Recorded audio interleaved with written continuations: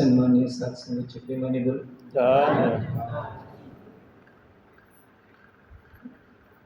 वर्तमान संघाच्या सद्गुरू माता सुदीक्षा सुविंदर हरदेवजी यांच्या असीम कृपेने तुमच्या दरम्यान येण्याचा शुभ अवसर प्राप्त होतो.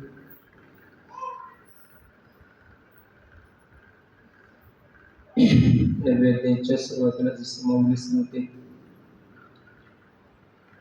आत्मरूप गणेश केली स्मरण सकळ विधीचे अधिकरण ते वंदू श्रीचरण श्री गुरूंचे.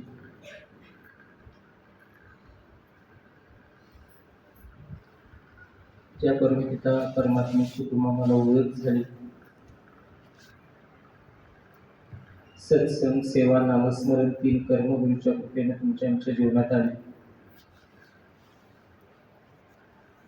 त्यातलं एक कर्म करत असताना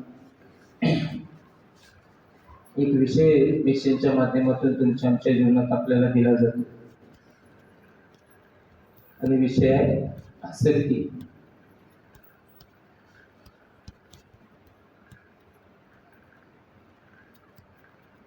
वास्तविकरित्या आसक्तीपर्यंत पोहोचण्यासाठी तत्पूर्वी काही गोष्टी आहेत त्या समजणं खूप महत्वाचं असतं. त्या समजल्याशिवाय तुम्हाला आसक्ती समजणार नाही.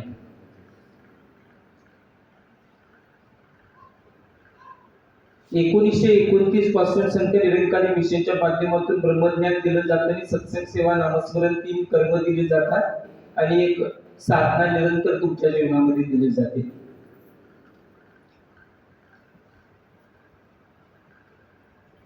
पुरातन काळातला इतिहासाकडे जर आपण जरा गेलो किंवा विचार करण्याचा प्रयत्न केला, मग ती आदिनाथांच्या पासूनची परंपरा असू दे,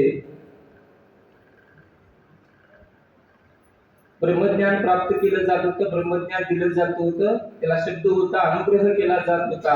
पण अनुग्रह करण्याची पद्धत काय होती, रीत काय होती, विधी काय होती?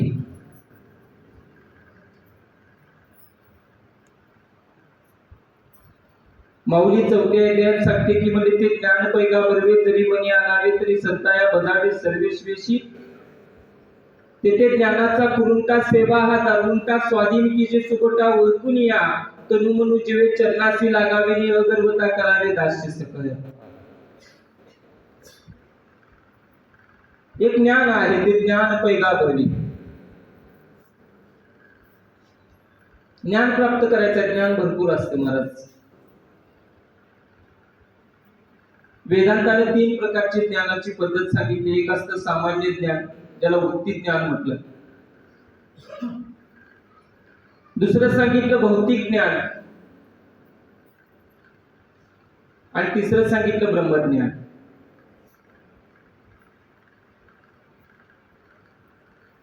मग गुरुकडे आल्यानंतर कोणत्या ज्ञानाची प्राप्ती होते हे सांगत असताना वेदांत सांगतो जे वृत्ती ज्ञान आहे, ज्याला आपण सामान्य ज्ञान म्हणतो. ऐसिया कारागृही पटला अत्यंत दाटुनी कळवळुनी म्हणे एक चक्रपाणी सोडवी येतुनी तरी सोहित करीन गर्भवास नाही पुन्हा.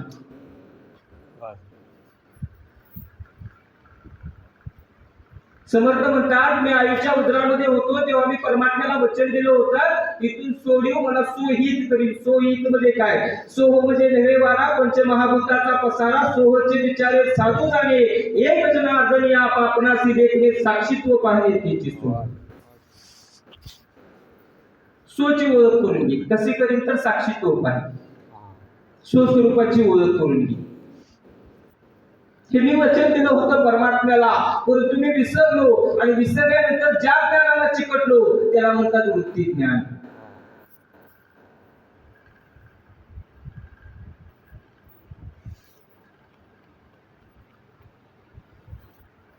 आपण लहान असतो, लहान असल्यानंतर आपल्याला आई म्हणा बाबा म्हणा हे शिकवावं लागतं महाराज.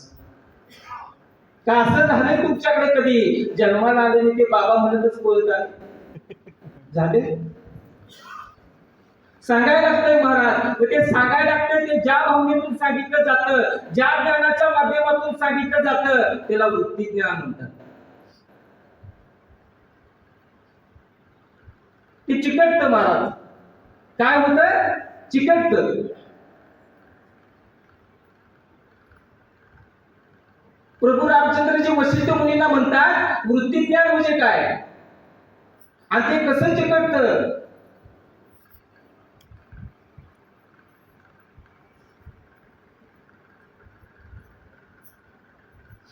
तेव्हा वशिष्ठ मुनी प्रभू रामचंद्रांना सांगतात येणे आलिंगन कांता येणे आलिंगन माता.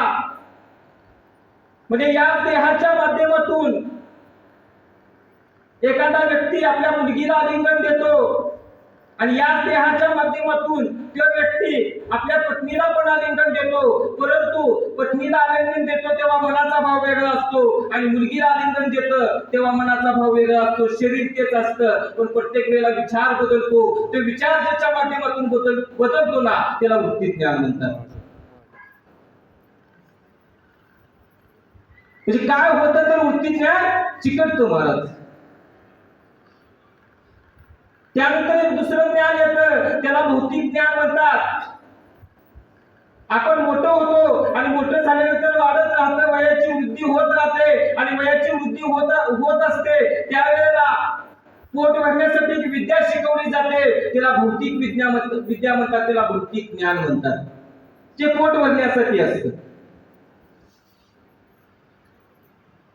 आणि तिसरे ज्ञान सांगितलं ज्याला ब्रह्मज्ञान म्हणतात. आणि ते ब्रह्मज्ञान प्राप्त करण्यासाठी सद्गुरू करावा लागतो तेव्हा ते ब्रह्मज्ञान जीवनामध्ये प्राप्त होतं.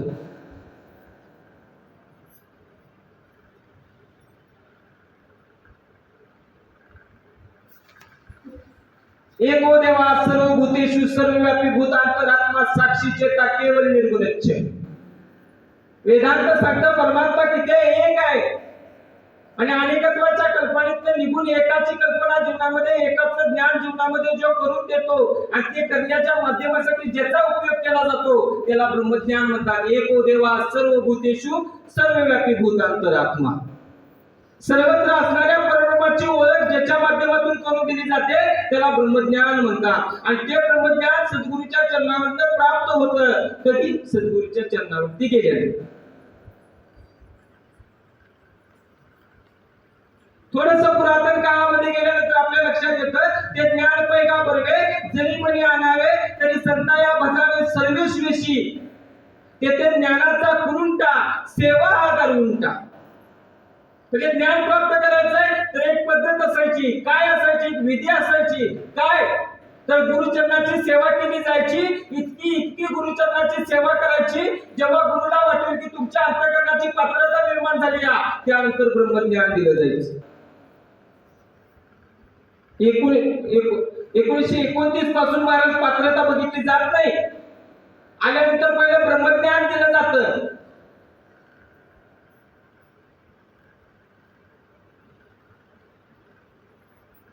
शंका मनात राहण्याचं कारण काय आहे? पात्रता निर्माण झाली नाही आजपर्यंत आमच्या अंतःकरणामध्ये. पात्रता निर्माण झाली असती तर शंका कशी राहिली महाराज? आणि पात्रता निर्माण झाली तर समर्पण कसं केलंय? अज्ञाच्य संशयात्मने विनाशतेना लोकोन पुरण सुख संशयात्मने. भगवद्गीतेच्या पहिल्या अध्यायामध्ये अर्जुनाला सांगतात अज्ञानी श्रद्धाहीन व्यक्तीचा हे लोक पण सुखाचा होत नाही महाराज, परलोक पण सुखाचा होत नाही.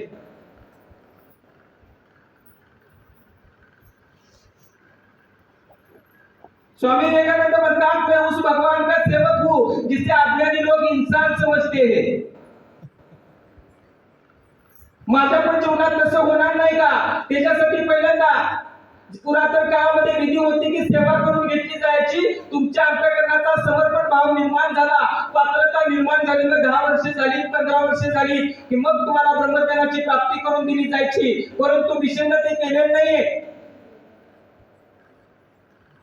मिशनने तात्काळ गुरुचरणावरती आल्यानंतर ब्रह्मज्ञानाची प्राप्ती करून दिली आणि सत्संग सेवा नामस्मरणाच्या माध्यमातून तुम्हाला जीवनामध्ये पात्रता निर्माण करायची आहे. आसक्ती त्याच्यासाठी सांगितली महाराज. तुम्ही म्हणाल शंका राहिलीच नाही, मग आसक्ती कशी राहते? शंका कशी राहते ते सांगतो. 80 वर्षाचा संसार सुखाने केला, विश्रांती घेत होती पती पत्नी. पत्नी म्हणते आपल्या पतीला, आपण दोघांनी खूप आनंदाने संसार केला, तुमचा पण माझ्यावरती खूप विश्वास नाही, माझा पण तुमच्यावरती खूप विश्वास. होय म्हटले दोघांचा खूप विश्वास असल्याशिवाय, श्रद्धा असल्याशिवाय 80 वर्ष आपण संसार केला कसा? होय म्हणजे दोघांचा पण विश्वास आणि श्रद्धा होता. चला म्हणजे आता विश्रांती घेऊया का? होय म्हणजे विश्रांती घेऊया. पत्नी म्हणते एक शंका आहे, विचारू का? काय म्हणते? एक शंका आहे, विचारू का? पती म्हणतो विचार, आता ती पण नको राहायला. पत्नी म्हणते पहिल्या रात्री फोन तेवढा कोणा चालतं तेवढं सांगा.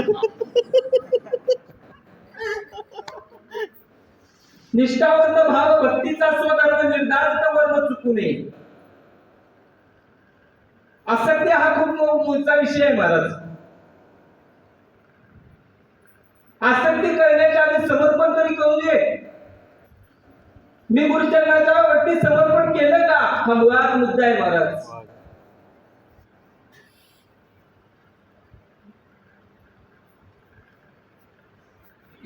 तनु म्हणून जीवे चरणाचे लागावे, नेह गर्वता करावे म्हणजे दास्य सकळ. तना मना धनाने गुरुचरणावरती समर्पित व्हा आणि तना मना धनाने गुरुचरणावरती समर्पित झाला. ब्रह्मज्ञानाची प्राप्ती झाली, सेवा केली गुरुचरणावरती राहून आणि सेवा केल्यानंतर ब्रह्मज्ञानाची प्राप्ती झाली आणि मग ती प्राप्ती होण्यासाठी एक विधी केली म्हणजे तनु म्हणून जीवे चरणाचे लागावे, नेह गर्वता करावे दास्य सकळ. तना मना धनाने मी गुरुचरणावरती समर्पित झालो का? हा सगळ्यात मोठा प्रश्न आहे महाराज.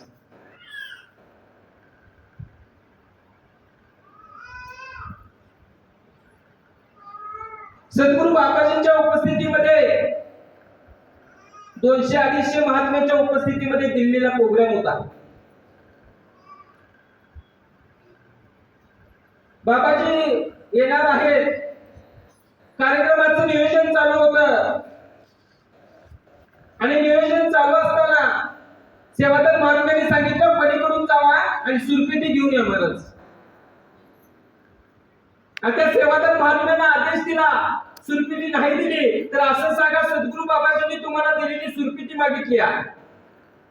ते महात्मा पलीकडे गेले, आजीला सांगितलं सुरपेटी मागितली. आजी म्हटल्या समर्पण बघा.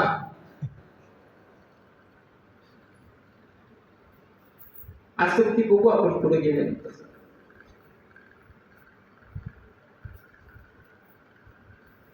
आता ते महात्मा गेल्यानंतर म्हणजे सुरपेटी मागितली. सत्संग आहे थोड्या वेळानंतर त्या माऊली बाहेर आल्या, काय बोलले ना, त्यानंतर ते म्हणजे सद्गुरु बाबाजींनी दिलेली तुम्हाला सुरपेटी मागितली. त्याची जरा पळून दारा बसल्या.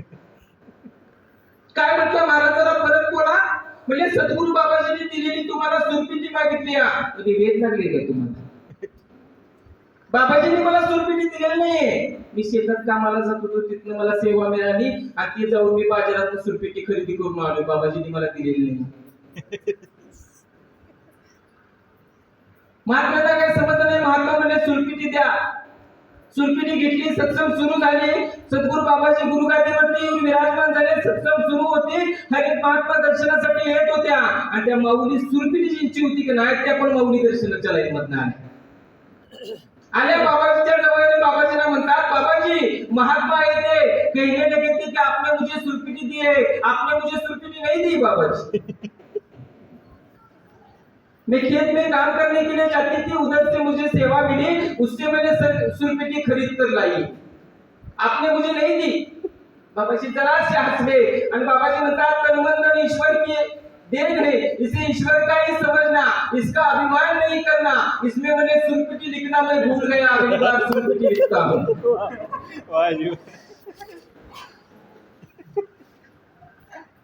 हे उगाच म्हणते महाराज समर्पण आहे आणि विचाराला नाव नाही आले की जाताना म्हणते सत्संग काय बरोबर झाली. गीताला नाव नाही आले म्हणते सत्संग काय बरोबर. कसं समर्पण शोधणार तुम्ही महाराज? बाबाजी म्हणजे जेव्हा असतं का नाही, जसं होतं तरी ते आता पण तसंच झालं.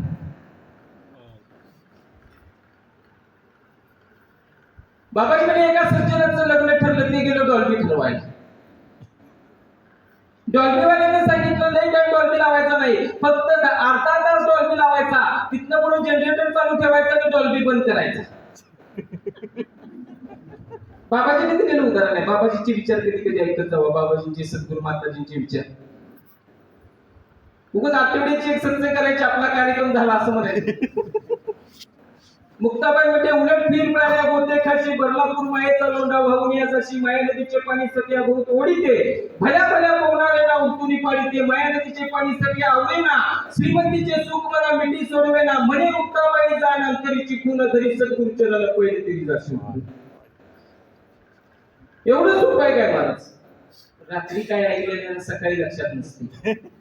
सकाळी विचारलं महाराज का सत्संगाला विचार काय झाले, महाराज एवढे लक्षात राहते. 2 वर्षाच्या आधी बाण कापलेला ते कसं लक्षात राहते? चिंतनाचा विषय.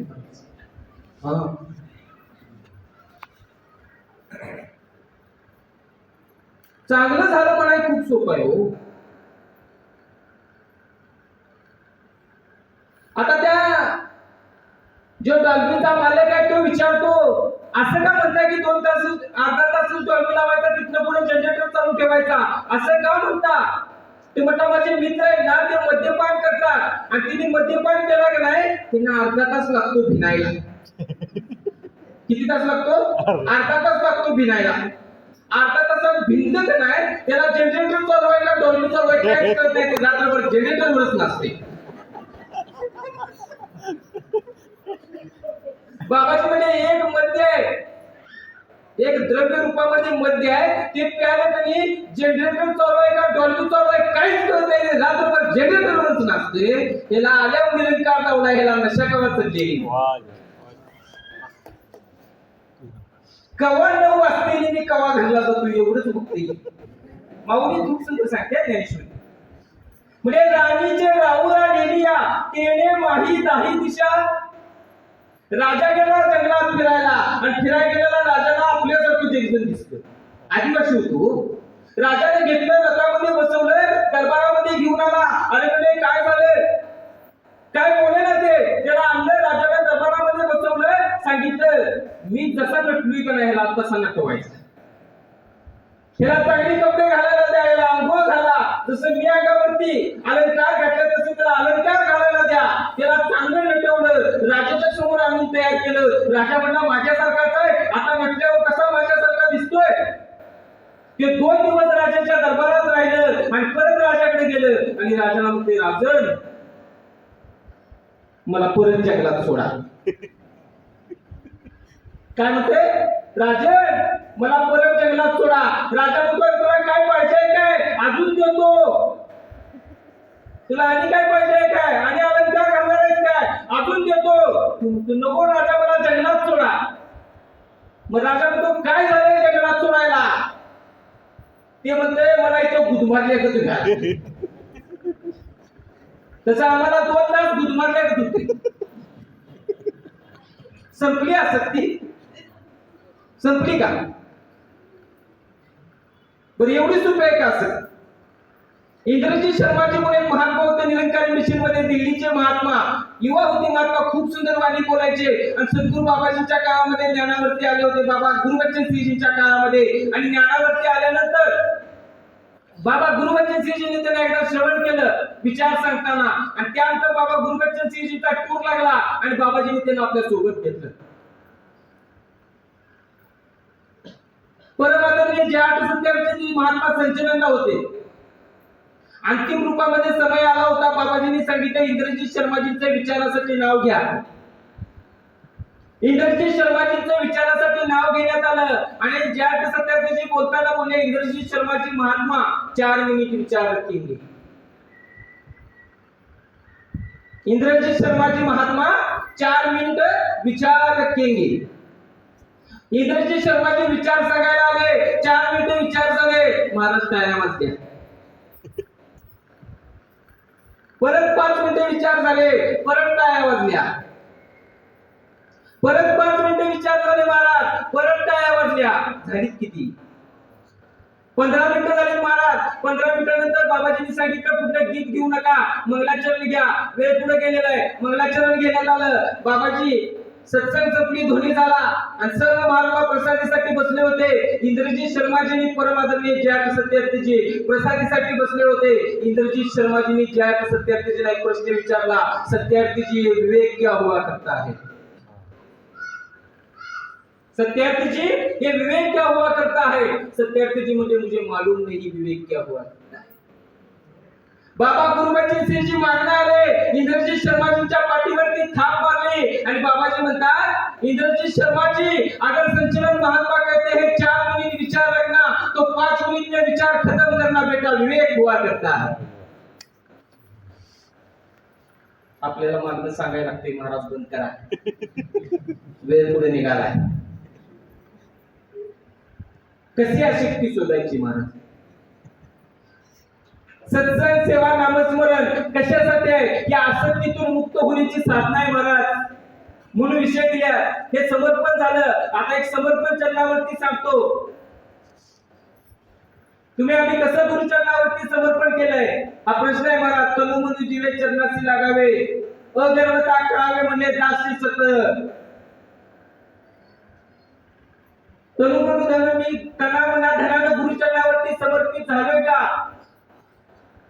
म्हणजे समर्पण होणं कसं आहे, ती क्रिया काय आहे? तर माऊलींनी त्याचं वर्णन केलंय अमृतानुभव मध्ये. शिवशक्ती नमन केले मी ऐसे, रंगगर्भ आकाशे निघाले जैसा. माऊली म्हणतात, मी माझ्या गुरुचरणावरती कसं समर्पण केलंय त्याचं उदाहरण माऊली सांगतात. एक दृष्टांत देतात. दृष्टांत असा दिला, मग एक कांदा असतो, माऊली म्हणते घरी कांदा असतो. आता माऊली म्हणजे त्या कांद्याची एक एक एक एक टरपाल काढत जावा. आता एक एक एक एक टरपाल काढत गेलं, माऊली म्हणजे शेवटला एक कळी राहते का नाही महाराज? एक कळी राहते शेवटला, गेल्या करून बघा. टरपाल काढत जावा माऊली, शेवटला एक कळी राहते. कळी राहते का नाही? माऊली म्हणजे त्या कळीकडे जरा निरीक्षण करून बघा. कळीच्या बाहेर पण पोकळी आहे, कळीच्या आत पण पोकळी आहे. पोकळी म्हणजे रिकामी जागा. कळीच्या बाहेर पण पोकळी आहे आणि कळीच्या आतमध्ये पण पोकळी आहे. आता माऊली म्हणजे त्या कळीला मोडा.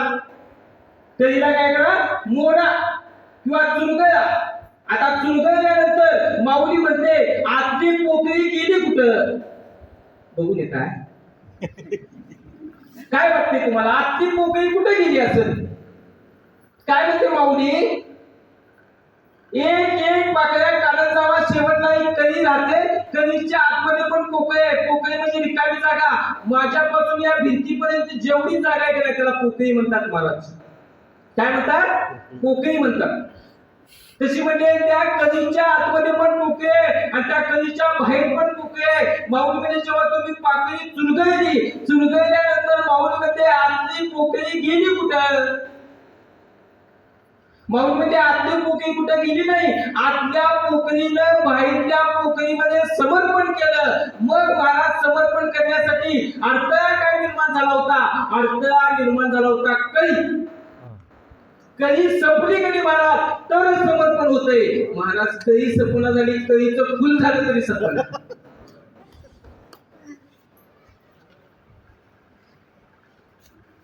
कसं जाणार महाराज?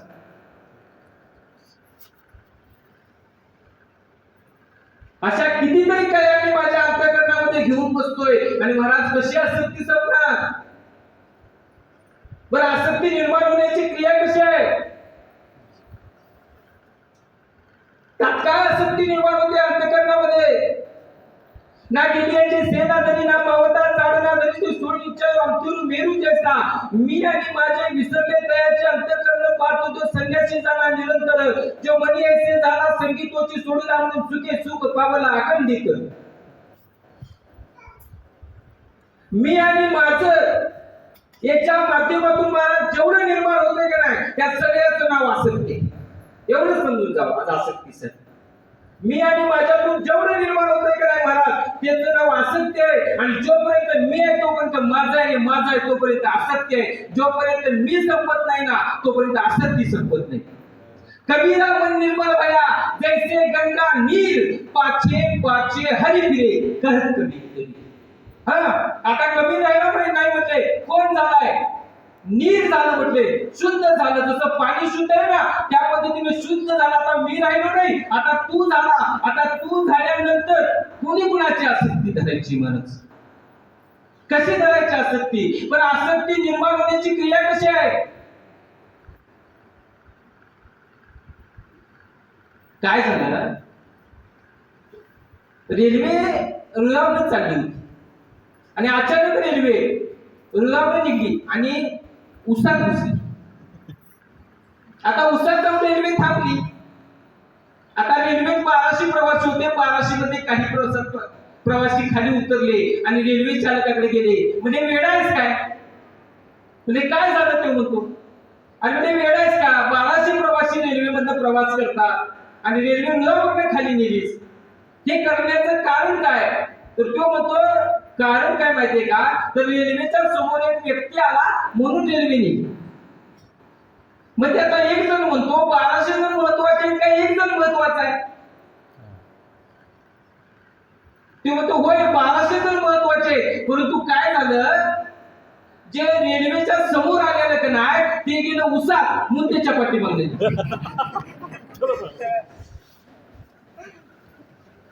किती चांगला आहे याच्यापेक्षा द्वेष किती आहे, याच्याकडे परावर्तन जास्त आहे, याच्याकडे आसक्ती जास्त आहे. बरंच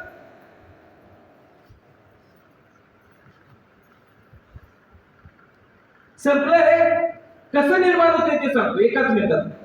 बायचेप नावाचे फकीर होते.